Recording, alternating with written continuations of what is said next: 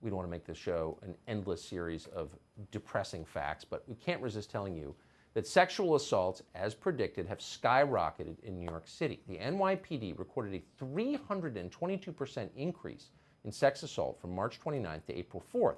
That's compared to the same period last year.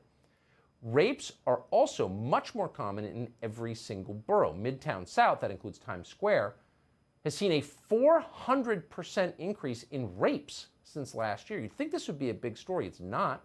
One person who's paying close attention is New York City Councilman Joseph Borelli, who joins us tonight. Joseph Borelli, I appreciate your coming on.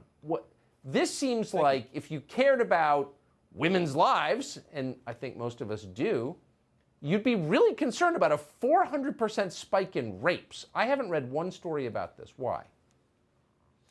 No, and nor are the mayoral candidates, who are all traveling the city touting what they plan to do next year as they inherit the mess that Bill de Blasio will leave them.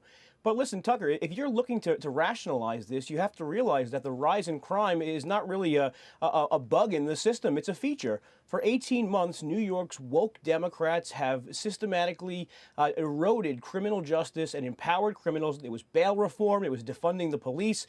It was ending qualified immunity recently. It was criminalizing police actions. So it's tough to imagine any other outcome that they could possibly have foresaw other than a spike in crime. I mean, didn't we just go through this whole thing 3 years ago where all these actresses showed up and said, you know, a lot of movie producers commit sexual harassment and we need to, you know, put an end to it. And by the way, I was totally on their side. I hate that stuff.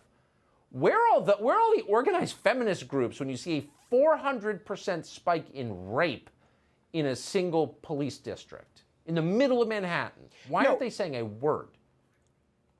No, you don't hear about it, and you won't, because the solution to this is proactive policing. It's the type of policing that most of these celebrities and most of these, reform activists and people on the street right now tonight protesting around New York City, it's that type of policing which they specifically do not want. I mean, this is something that the left has been pushing for in this city for a generation, and now we finally achieved it. And now we see an exodus, unsurprising, an exodus out of New York State. And it's not just to Florida, it's not just to the Carolinas, it's not just the tax climates, but we see people moving to New Jersey, a high tax state, just because they perceive to get a better quality of life in a safer community. And I'm running out of reasons to tell people to stay, Tucker.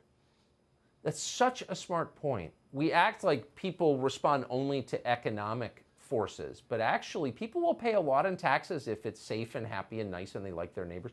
They'll leave if there's some guy living in a tent defecating on the sidewalk and they're worried about getting raped. That's a deal killer for people, obviously. And I'm glad you said that.